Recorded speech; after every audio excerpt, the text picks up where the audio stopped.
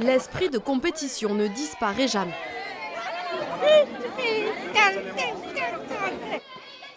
Cette journée d'Olympiade regroupe 27 EHPAD des alentours. On s'affronte au free-ball.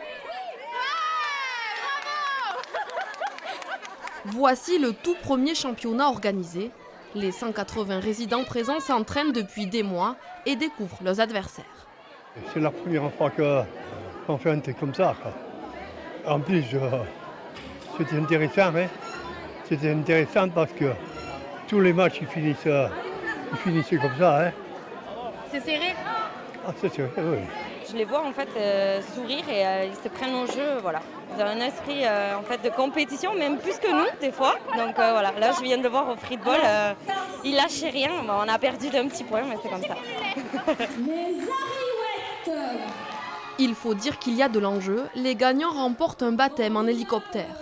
L'autre victoire est collective. Tous travaillent ici leur autonomie. Le sport, c'est le meilleur moyen de lutter contre la fragilité. La fragilité amène à la dépendance. Les Olympiades s'intègrent à un projet de l'ARS pour prévenir l'autonomie, la perte d'autonomie et lutter contre la dépendance. Donc le sport, c'est fondamental pour ça et on voit bien qu'à tout âge, on peut s'entraîner et on peut gagner. Visez le photographe.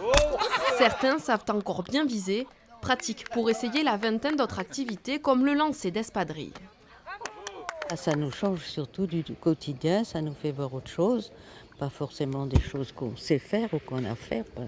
La sandale, là, on ne sait pas comment la prendre, mais bon, c'est intéressant. Une première édition réussie, rendez-vous l'année prochaine pour retrouver ces graines de champions.